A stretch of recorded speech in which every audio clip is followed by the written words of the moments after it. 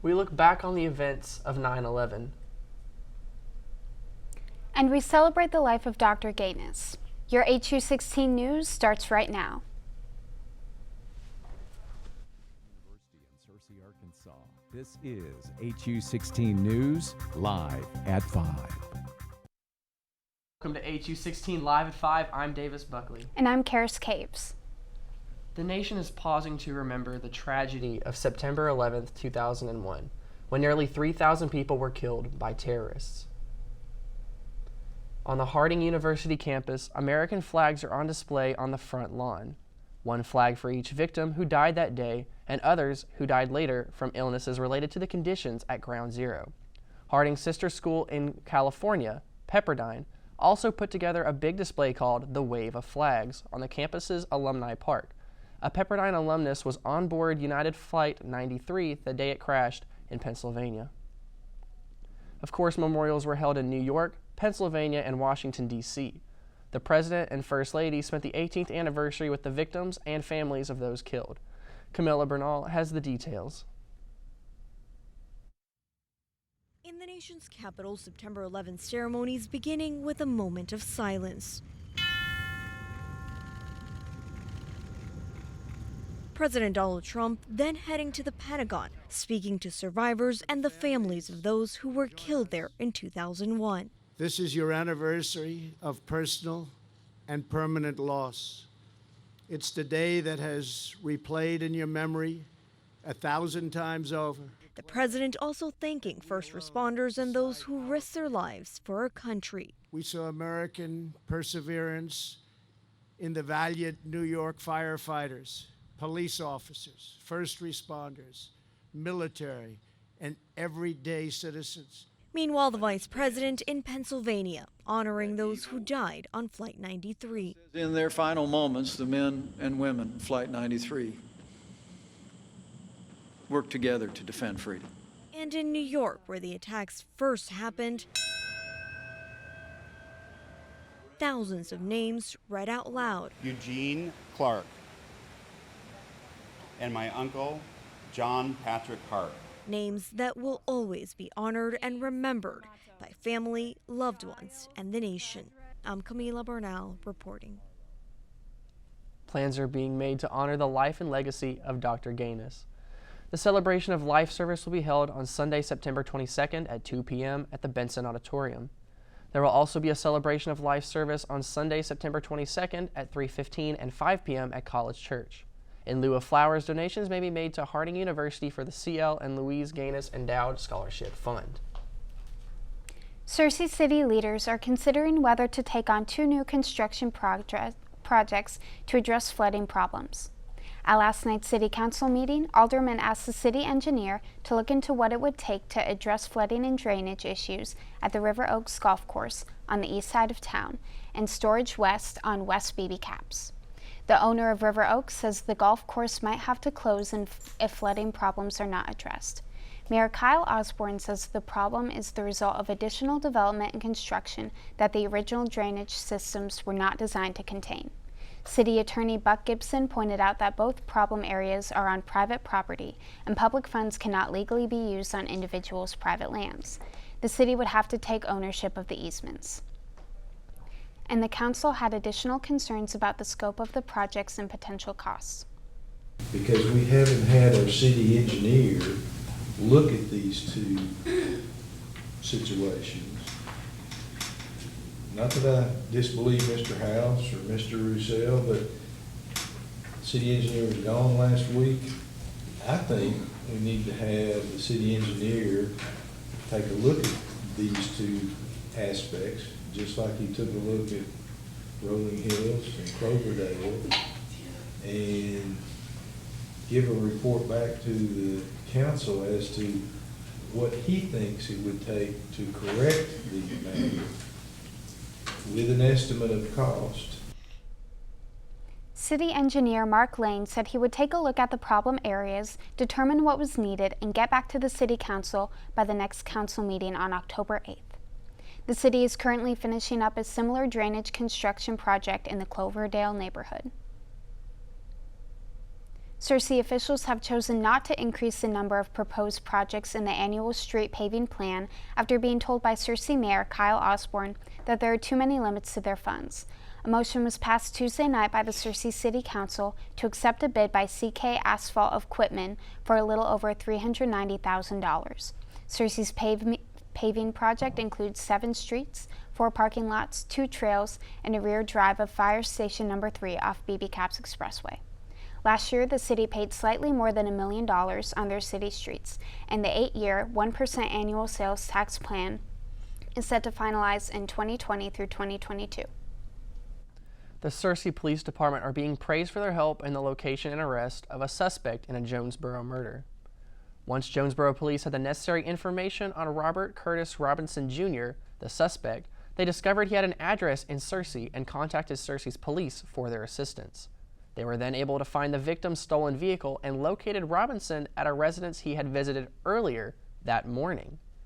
Sally Smith, the public information specialist for the Jonesboro Police Department, says Robinson is on a $2 million bond. 3 teenagers in Arkansas are in custody and facing charges of possession of a handgun and weapons on campus. The principal of Kilp Delta Collegiate High School in Helena, West Helena, was informed of students on campus possessing guns. Police were notified and officers found loaded handguns in the backpacks of the 3 students. The teenagers will make their first appearance today in front of a Phillips County judge. Should teachers carry firearms? School officials in one Michigan community are giving it some serious thought. Alan Campbell reports. We're not taking it lightly, and again, this is a hot topic. The Addison School Board wants to keep their students, faculty, and staff safe. One option is to arm employees in schools. If something that bad happens, it's about the consequences. And the only thing that can stop a bad guy is a good guy. So far in 2019, there have been more than 20 school shootings in the U.S. in which someone was either killed or hurt. The Addison School Board says arming employees won't prevent a school shooting from happening, but it can reduce the amount of casualties. We've talked about maybe piloting a program, where let's just try, hey, maybe it's the superintendent, openly carry, just like a liaison. One student in attendance says she agrees students need to feel safe, but says if teachers were armed, it would make students uncomfortable. I would rather they didn't have guns because it's scary to have teachers have guns in the school. Already, the school board has taken extra security measures. They've installed more security cameras and shatterproof film to 192 windows, but say arming employees may be the next step to protecting the more than 830 students within their district. We've crossed our T's and dotted our I's, so it's just one more opportunity for potentially this is a good way to keep our kids safe. The school board says it will give the issue serious consideration and make a decision soon on what to do next. Scarlett Lewis is set to kick off United Way of White County campaign with a speech at dinner. Lewis' 6-year-old son, Jesse Lewis, was killed during the Sandy Hook Elementary School shooting in 2012, along with 19 classmates and 6 adults. Lewis started a Jesse Lewis Choose Love Foundation to honor her son and his classmates, and is speaking for the 2020 Change Doesn't Happen Alone campaign at Harding University on September 12th. The dinner will be accommodating 250 people, and a table reservation will cost $500. To purchase a ticket and hear Scarlett Lewis speak, please call 501-268-7489. And in the nation's capital, the House Judiciary Committee is advancing 3 gun control measures to the full House. The first bill would offer federal grant money to states that establish so-called red flag laws that allow family members or law enforcement to petition a judge to take away a gun from a person considered a threat to themselves or others. Another measure would make it illegal for people convicted of a misdemeanor hate crime to possess any firearms.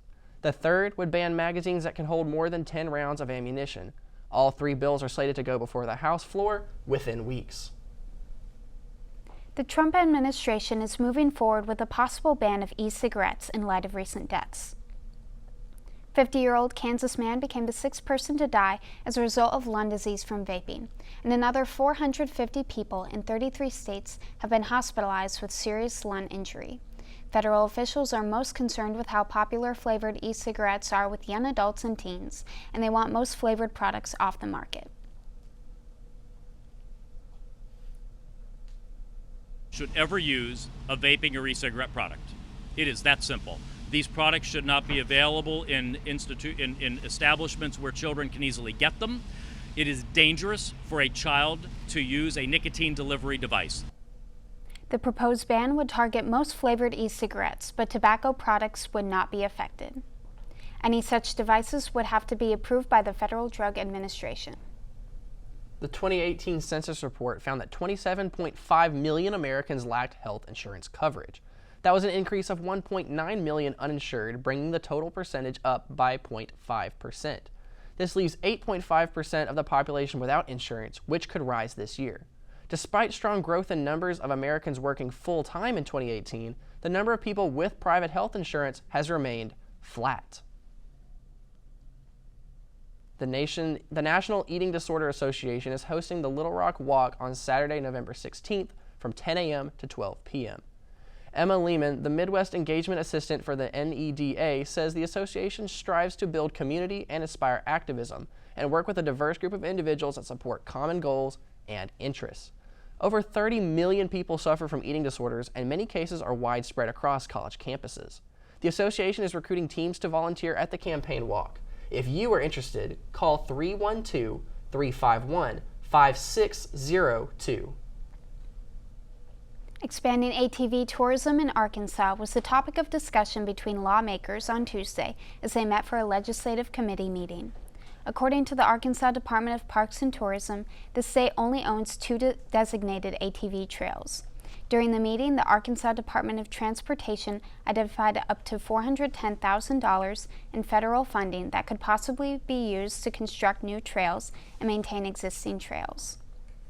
While no major decisions will be made until the next legislative session, lawmakers plan to continue discussing options. The city of Beebe will host its annual family movie night at Beebe Ballpark on Saturday. The public is invited to a free showing of Disney's new live-action Aladdin, which will start at 8 p.m. Saturday evening. Free popcorn and water will be provided, and a concession stand will open at 7 p.m., selling hot dogs, nachos, soft drinks, and candy for $1 each. The city of Beebe is thrilled to be able to provide something fun for local families and at no cost. Coming up, Carolyn has the latest on your White County Fair. But Jackson is next with your weather. Thanks, Karis. Well, if you're wondering, it is still hot as a habanero pepper outside. I'll give you more after the break.